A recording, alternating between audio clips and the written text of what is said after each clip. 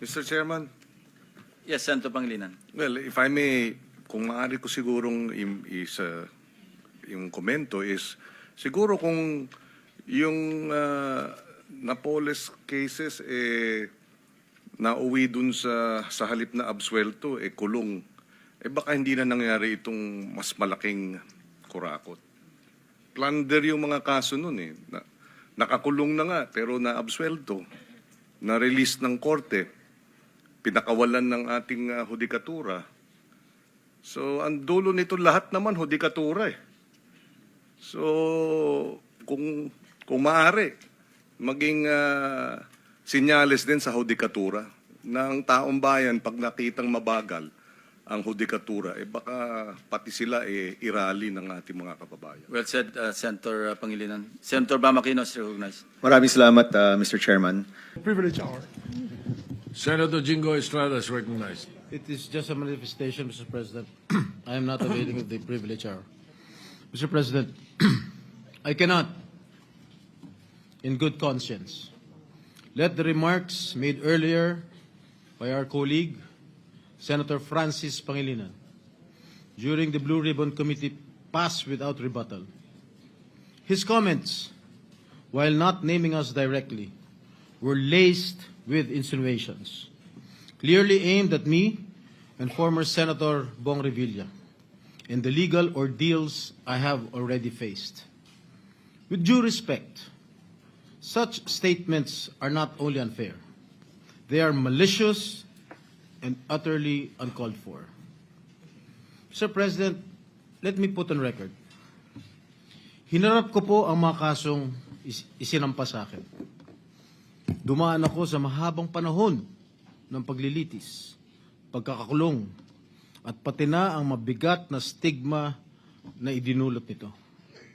Hindi lamang sa akin, kundi maging sa mga miyembro ng aking pamilya na taon ding nagtiis ng pangungutya, pangmamaliit, at panghusga.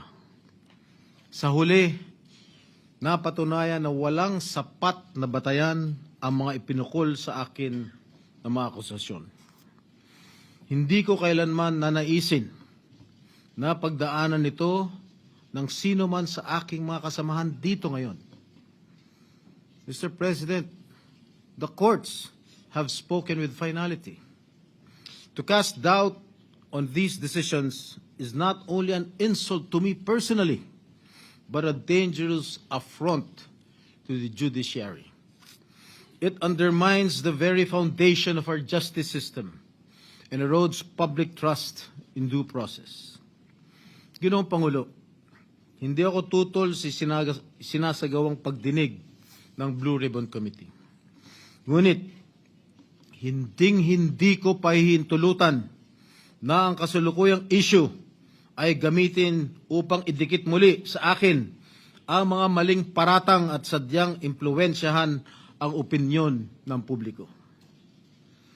Ang mga kasong may kinalaman sa PDAF ay naresolba na ng korte matapos ang masusing proseso ng batas. To insinuate otherwise is nothing less than an attempt to rewrite history and to malign the integrity of the judicial process.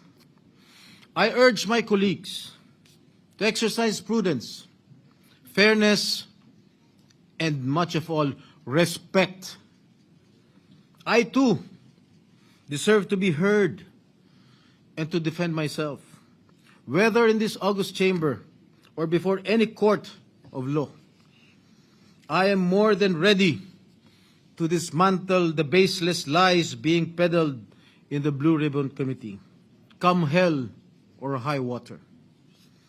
And I will not allow discredited narratives to be weaponized for political grandstanding. I will not allow my honor, hard-earned and vindicated by the courts, to be sullied by careless remarks. And I hope the committee, the Blue Ribbon Committee, will expunge from the record such malicious and unwarranted remarks that serve no purpose but to malign and mislead. Thank you, Mr. President. Thank you, Senator Estrada. Majority Leader. Senator Francis Pangilinan is recognized. Thank you, Mr. President. Just a very quick manifestation. For the record, there was no intention of maligning any individual. In the manifestation we said earlier during the committee hearing of the Blue Ribbon Committee, wala pong personalan. Gaya ng nabanggit ng butihing senador, wala po tayong pinangalanan. Humihingi tayo ng unawa. Dahil bago pa nung hearing na yon, tayo po ay humurap sa judiciary. At doon din na tinalakay at pinag-usapan ang problema ng conviction rates, particular ng Sandigan Bayan. 47% ang conviction rates ng Sandigan Bayan. Ibig sabihin sa bawat dalawang kaso, isa absuelto.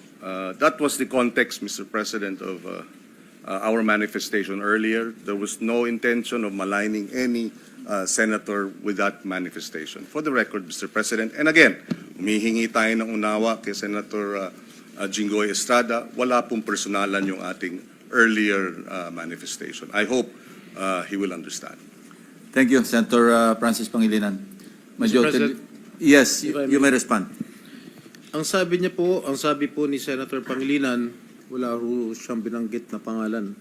Pero napaka-obvious naman po ang kanyang sinabi kanina dun sa Blue Ribbon Committee.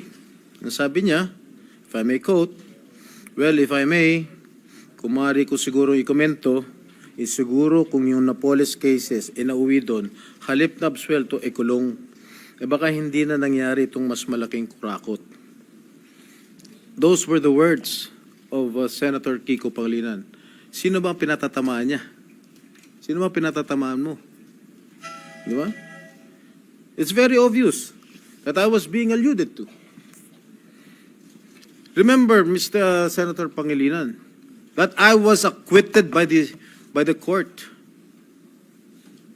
Are you questioning the decision of the court acquitting this representation? You're a lawyer. I'm not. You shouldn't be talking that way. You are undermining the judicial process in our country. You being a member of the bar. Thank you, Mr. President. May I ask, minute for suspension. Majority Leader. May I ask, very Session is maybe- suspended. Suspended.